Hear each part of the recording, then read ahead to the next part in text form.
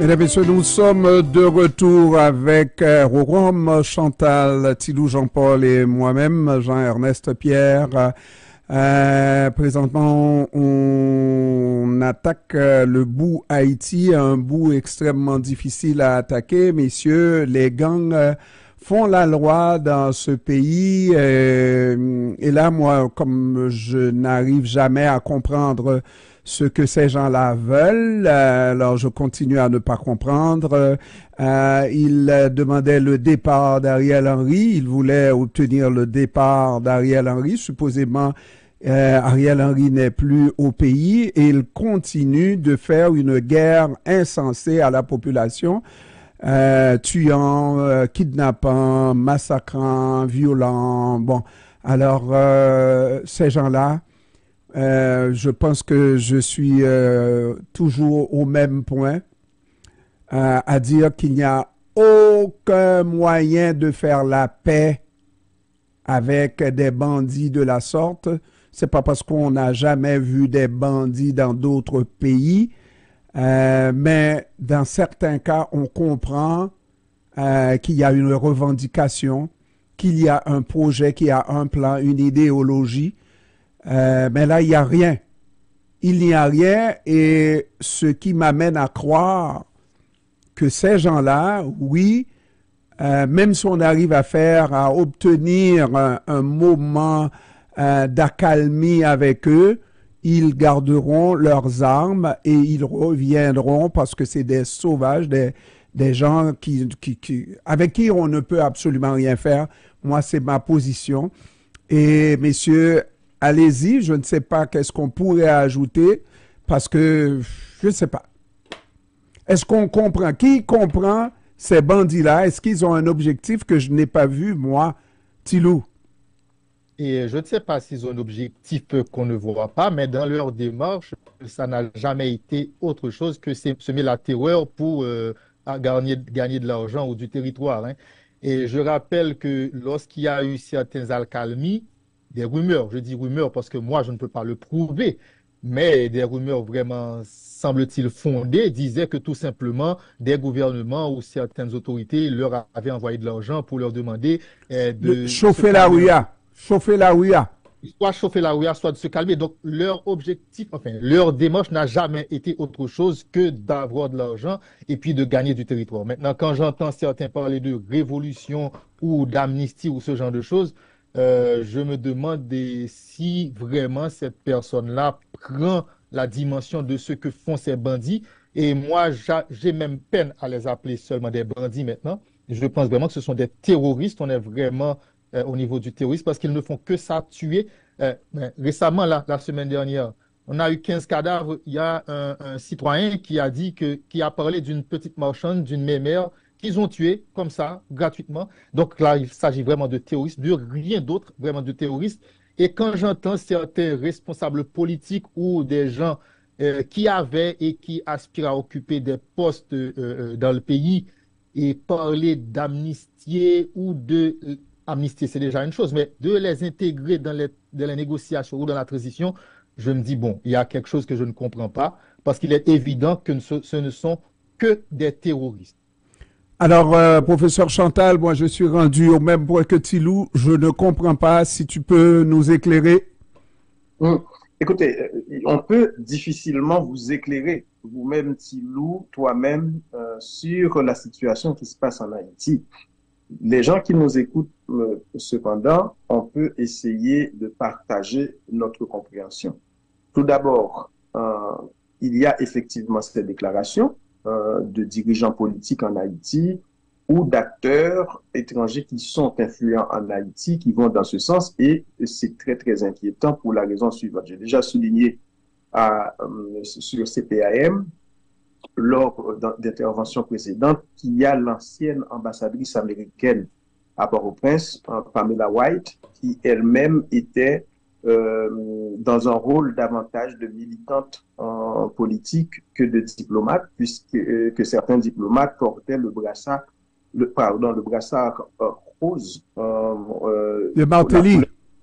Comment? De Martelly? Oui, de Martelly. Et cette dame que j'ai de la misère à appeler, à qualifier de diplomate, à appeler une diplomate, faisait des choses en Haïti qui ont concouru au chaos que nous avons présentement au pays.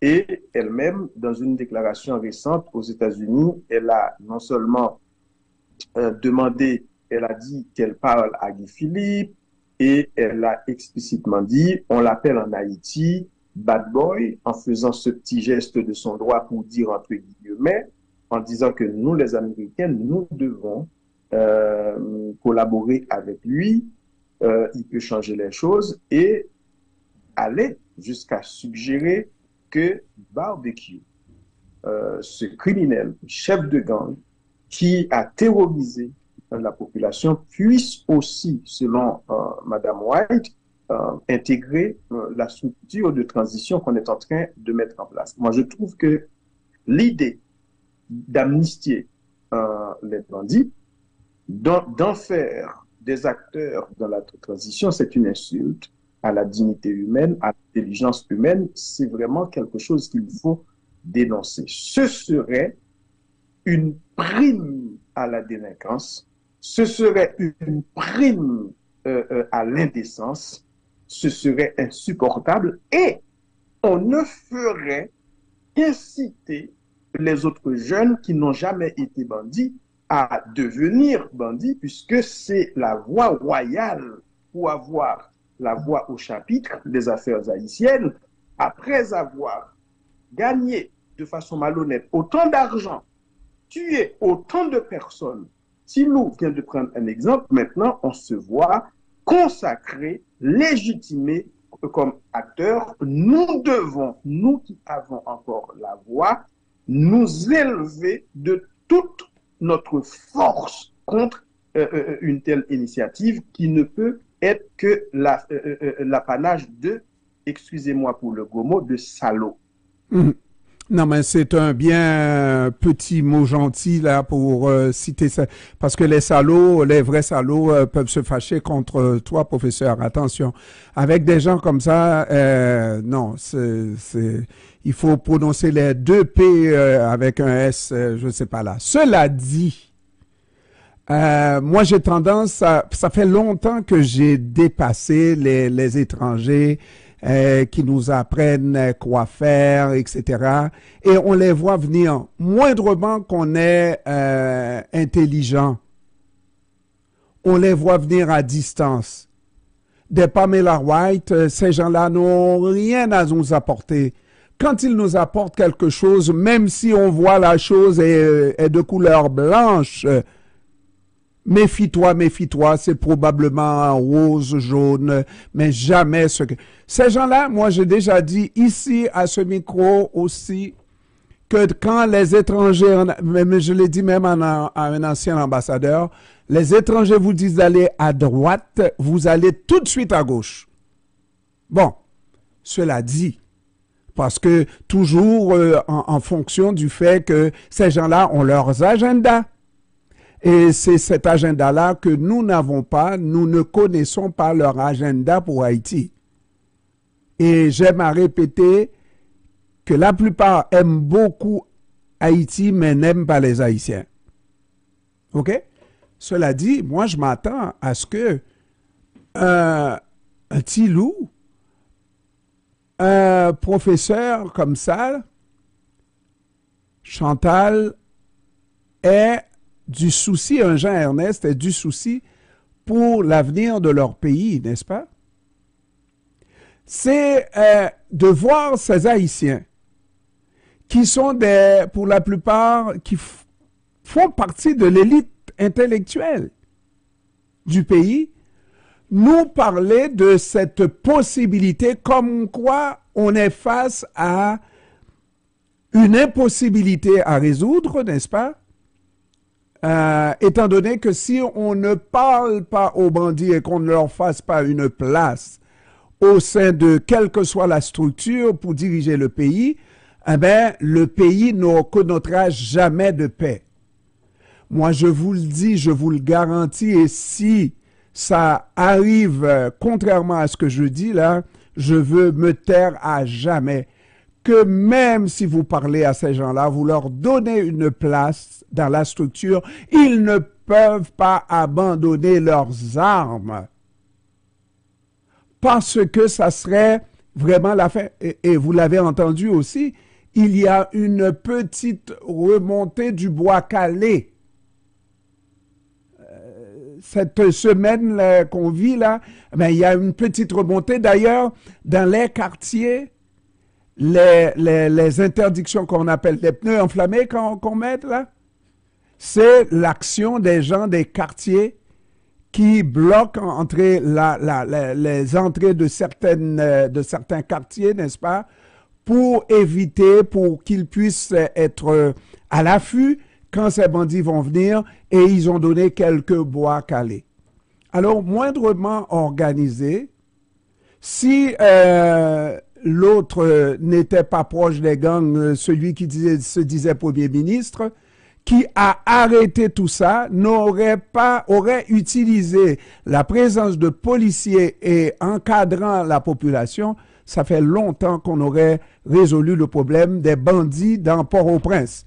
C'est Ariel Henry qui a arrêté le bois calé sous prétexte que, et aussi quelques bien intentionnés, des gens qui ne peuvent pas se livrer, voir la population se livrer à des actes comme ça, alors que la population elle-même se fait manger de la laine sur le dos, pas seulement la laine, mais se fait tuer à tous les jours, se fait violer, se fait kidnapper, et là, oui, on se contente de dire ça, mais la population n'a pas le droit de se protéger lorsque la police qui est bien placée pour protéger et servir, protéger les vies et les biens, la police n'arrive pas à faire le travail. Mais qui doit faire le travail? Eh bien, des Kenyans. Alors, arrêtez de vous plaindre, sinon, vous êtes à la même enseigne que Tilapli, vous êtes à la même enseigne que Barbecue, vous êtes à la même enseigne que Guy Philippe. Je ne suis pas d'accord avec l'idée que l'on soit systématiquement des Tilapli, des Barbecue, des Guy Philippe, parce qu'on s'opposerait, par exemple, à l'idée d'une force internationale. Je pense que ça serait trop simpliste que de le dire ainsi. La première chose qu'on doit dire très très clairement, par exemple, sur l'opération Le Mouvement Populaire Bois-Calé, même si c'était un mouvement qui avait une logique, qui avait son sens, moi je m'y oppose par principe moral. Voici le principe. Si on peut tuer même une seule personne innocente parce qu'on a pensé que cette personne était un bandit, eh bien, au lieu de tuer un innocent parce qu'on s'est trompé, moi je préfère que ce mouvement n'ait pas lieu. Alors, au lieu d'emprisonner, vous êtes un homme de droit, Jean-Ernest, au lieu d'emprisonner un innocent, je préfère que 1000 bandits soient en circulation, soient en liberté. Voici ce qui explique ma position. Non pas parce que le mouvement... Professeur, tu me permets juste de faire la parenthèse. Silou, voilà ce qu'on disait, les démocrates. Nous, les démocrates, c'est ce qui nous arrive. Bon, j'ai fermé la parenthèse, professeur. Mais... Donc, ça c'est une chose. Sur les antennes de CPAM, j'interviens dans beaucoup dans les médias au Canada, mais je pense que je parle sur CPAM plus longtemps que je ne parle sur aucun autre média pris ensemble, combiné.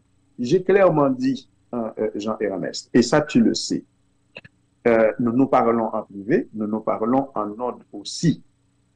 Je ne suis pas un nationaliste étroit qui pense que même si on n'a pas les capacités, les moyens, on doit laisser mourir les gens en Haïti. Pour ceux et celles qui m'écoutent, je leur dirai que ma petite sœur est en Haïti, mes 2 grands frères sont au pays, mes cousins, mes cousines, j'ai une famille immense au pays, j'ai des amis et ces gens sont dans une situation intenable. Et nous sommes ici solidaires, viscéralement attachés à notre pays. Ce que je ne supporte pas, je n'appuie pas dans la démarche internationale, c'était le déploiement d'une force qui allait aider les corrompus, le gouvernement illégitime à se maintenir au pouvoir. Et je terminerai par dire ceci. J'ai préconisé la mise en place d'un gouvernement de transition composé non pas des politiciens véreux, de ceux qui sont des corrompus, de ceux qui sont avec les bandits. Par exemple, nous le savons, le Canada a sanctionné d'autres personnalités haïtiennes, des figures politiques, des membres influents de l'oligarchie. J'ai préconisé un gouvernement composé d'éléments intègres, au-dessus de tout soupçon, reconnus pour leurs compétences et leur civisme, mais aussi leur engagement à la démocratie véritable en Haïti. Et j'ai dit que ce gouvernement entreprendrait dès son installation de négocier avec les partenaires d'Haïti de la communauté internationale la forme que prendrait une coopération technique, car je crois que cette coopération est indispensable dans le cas d'Haïti. Alors, professeur Worom Chantal, dans le cas actuel où les bandits font la loi en Haïti, quand on dit littéralement, c'est eux qui dictent les conduites, ce qu'ils veulent faire, c'est ce qui se fait dans ce pays, il n'y a rien là. On nomme un professeur comme Worom Chantal, un homme intègre, n'est-ce pas, et puis qui veut, il se donne une équipe. Ben, avec ton équipe, professeur, permets-moi, tu vas arriver si les bandits le veulent. Aujourd'hui, on ne dit pas si Dieu veut, on dit si les bandits veulent. Si les bandits veulent. On fait en Haïti les 4 volontés. Faut être réaliste, n'est-ce pas? Mais je le suis, Jean-Ernest. Mais tu le sais que si les bandits aujourd'hui veulent marcher sur le palais national, ils entrent au palais national, ils font, et puis s'il y a un professeur qui leur explique que il faut pas vous comporter comme ça, ben je ne sais même pas si tu aurais le temps de terminer la phrase, professeur. Je te comprends, Jean-Ernest, et je te prie de croire que toi et moi, nous ne pensons pas différemment. Ça, c'est une chose. Deuxièmement, Jean-Ernest, aujourd'hui, regardez ce qui est en train de se passer en Haïti avec la police nationale, qui oppose une résistance farouche qui a mis en échec des bandits qui voulaient dévaliser la Banque de la République d'Haïti. La police nationale a encore une capacité importante s'il y avait de la volonté politique. On va déployer en Haïti 1000 Kenyans, 2000 Béninois. Nous avons quelque chose comme 10 000 policiers en Haïti. Si la communauté internationale le voulait, le Canada, on commencerait au moment où nous nous parlons à donner des équipements techniques à la police nationale et la police nationale pourrait mettre en échec les bandits. La coopération internationale qui est nécessaire, la coopération technique, toi, tu penses qu'il faut un déploiement, une force multinationale. Ce n'est pas la seule solution qui existe. Non. Cette coopération peut prendre des formes différentes. Moi, je ne suis pas avec une seule solution. Il y a la solution A, il y a la solution B, il doit y avoir la solution jusqu'à Z. Il faut toujours se ménager d'autres possibilités. Et la possibilité dont dispose le peuple haïtien, moi, si quelqu'un rentre chez moi, Tilou Jean-Paul, professeur Worom Chantal, pour venir violer ma femme, tuer mes enfants, moi-même, je vais me défendre par moi-même. Ils vont me tuer avant de violer ma femme, de tuer mes enfants. Et je pense que c'est la même chose pour tout individu. Vous ne pouvez pas habiter, et c'est ce qui s'est fait dans les années 91, lorsque Aristide est arrivé au pouvoir, les brigades de vigilance. Et c'est ce qui donne des résultats encore. Moi, je ne parle même pas de cette éventualité de faire venir les Kenya, là. On aurait résolu le problème par nous-mêmes, oui, mais avec la force de la population. Regardez dans le sud-est, c'est ça, le sud-est, Jacmel, pas Jacmel, mais comment? Là où il y a le fameux muscadin, n'est-ce pas? Oui, monsieur Muscadin fait quelques erreurs. Je ne serais pas étonné de savoir qu'il a passé à l'infinitif quelqu'un, mais regardez comment ça marche à Miragouane dans la région. Hein? Mais on ne peut pas supporter. On ne doit même pas supporter. Ça, c'est quand on a le choix. Mais quand les bandits sont là, et qu'ils veulent nous imposer leur loi, alors là, jusqu'à ce qu'on refasse une société digne de porter ce nom, eh ben, en attendant, il faut se défendre. Tilou? Oui, alors je voulais dire, Jean-Ernest, qu'il ne faut pas non plus se tromper ni de problème, ni de cible. Et je pense qu'on accuse trop, on passe trop de temps à accuser ceux qui constituent des garde-fous à ce qui se passe.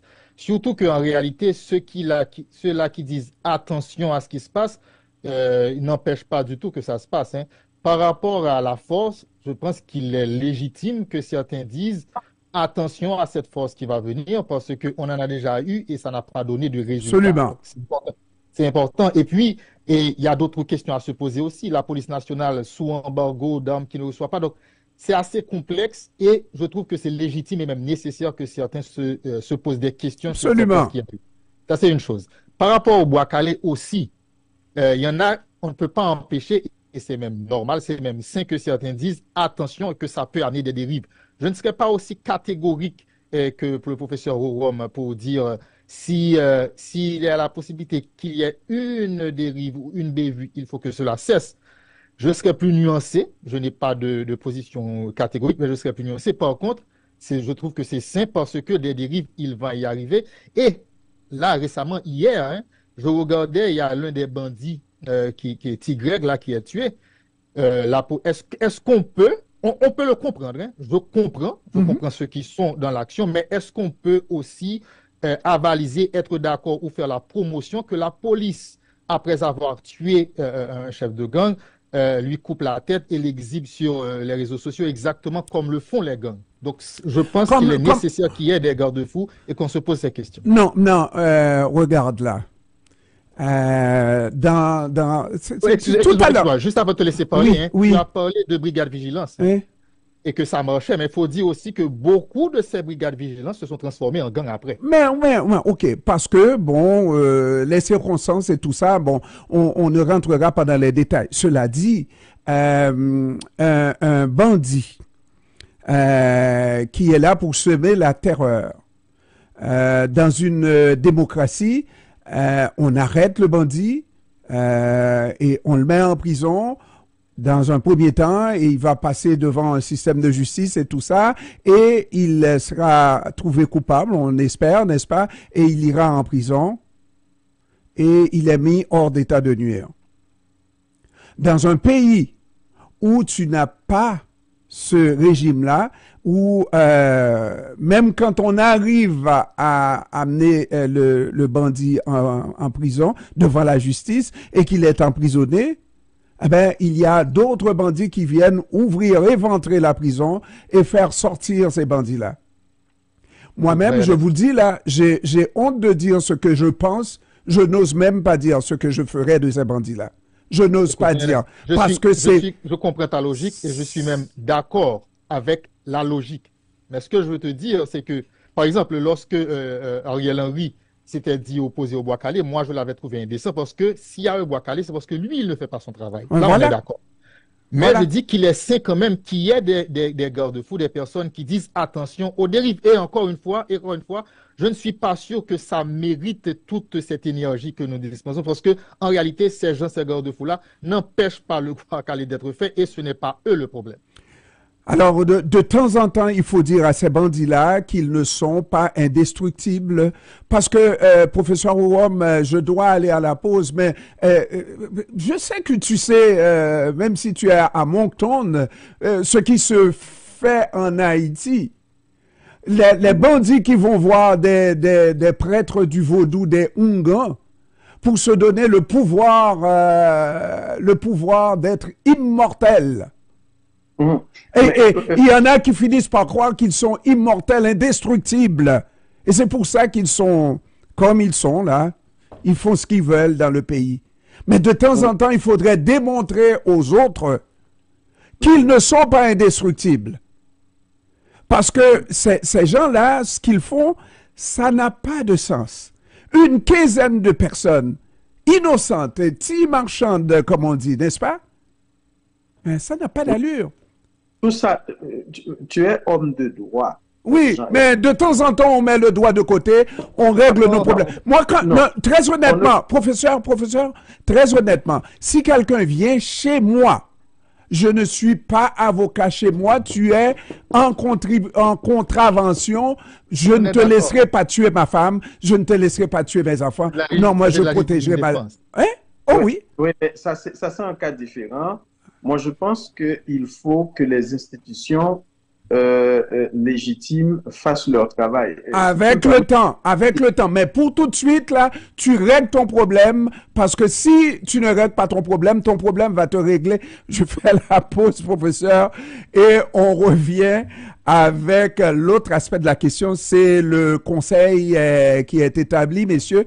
On va voir qu'est-ce que ça peut faire et en combien de temps, parce que il nous manque du temps, pas à nous, mais au pays. On fait la pause commerciale et on revient pour la suite dans un instant.